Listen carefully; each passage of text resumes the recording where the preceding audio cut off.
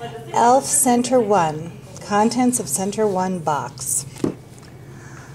Parts of the leaf handout, synthesis song, and these are various displays of different types of leaf kids.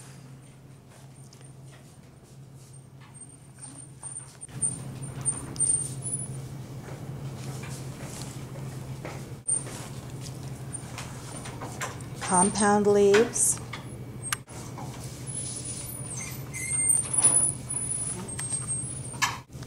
photosynthesis process, the simple leaves chart, why do leaves change color in fall, parts of the leaf answer guide, a leaf poem that explains photosynthesis,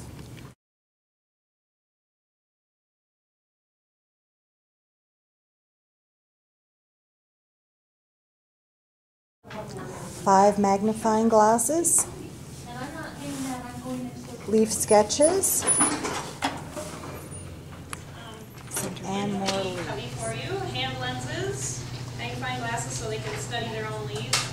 And then we have this tree Fandex, which they can identify the leaves you bring in if you want them to try. But it also just kind of covers all different kinds of leaves, and on the back has the growing information and a picture of the tree, so it's a very cool thing. They're northern trees, I think, so there's a lot of them in Colorado. So, like I said, they can identify the 10 leaves you bring in or try to. So these are labeled for a key for the older kids, or so they'll have a blank one, the kids can fill it out, or you can have the younger kids just look at it. They can put their names are on it and put it in the Friday folder, so that way you're not having the kids run to their desks or cubbies if they need to. So that's a good thing to note. Yeah, and pretty much if it doesn't make it into their Friday folder, it gets wadded up in their backpack. So in leaf observation, you're discussing the parts of the leaf, you're discussing the shapes of the leaves and the vein patterns and all these specific things about the leaves. And then you're also going to cover photosynthesis in the opening part then of that center, which we have things to help. We have this lovely photosynthesis song. Oh, it's the same one. What a nice thing. So you can sing it in Center 1 also after they're all prepped from the puppet show. Or you can mark it all together. Surface.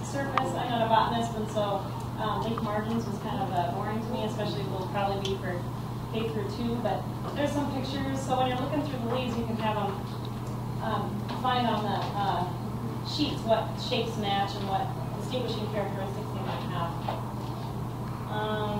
And we have a big old the process of photosynthesis.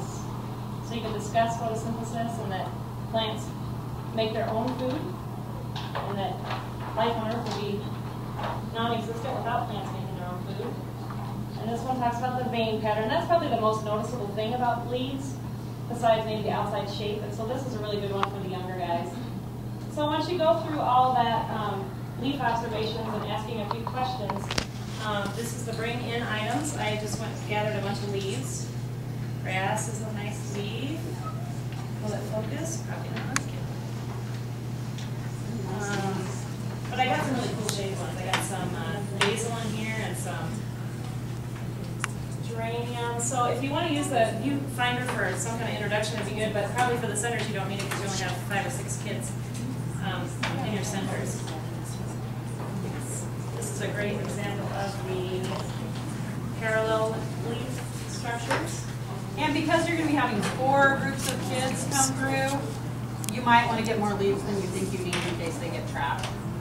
So those things come out there. You can also have them note how the leaves are attached. These are attached in pairs. And then again, they can try to identify. Of course, everybody probably knows what a maple leaf looks like, so I have a couple in mind. Different ones. And that's about it for Center 1. A bunch of books. I'm going to leave those in each cubby for each center. So if you have time when you're setting up to look through and find some interesting information, you sure can. This one had leaves of many kinds, so it just talks, and it even includes, because kids maybe don't think of pine needles as leaves, but of course they are. They're modified for the evergreen trees. So, but also, even grass is considered a leaf. So.